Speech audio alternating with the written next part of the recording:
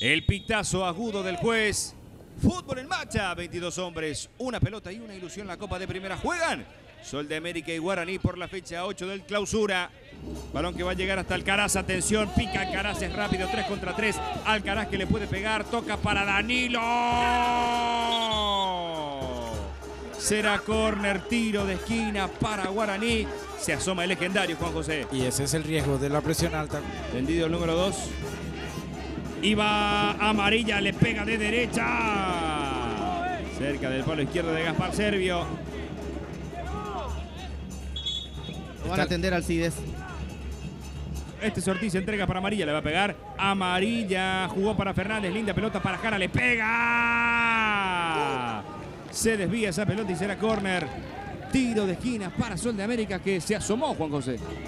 Este es del Valle, carga de zurda y atención, pelota por el fondo de la cancha, el toque por el medio para Roa. Define Roa, atento Gaspar Servio. Y mucho mejor Sol de América en esta segunda etapa con un potencial ofensivo distinto, ganando bien de arriba. Soy un rebote, la busca Barué, la falta, siga. Y va a toda velocidad Roberto Matías Martínez, entrega para Alcaraz, está habilitado. Alcaraz para Martínez, juega Martínez, le pega. Por encima del travesaño y afuera.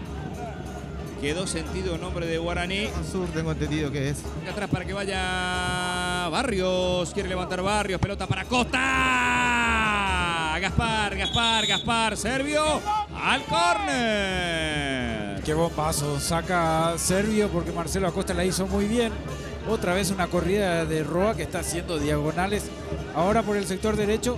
Ganándole a Cantero.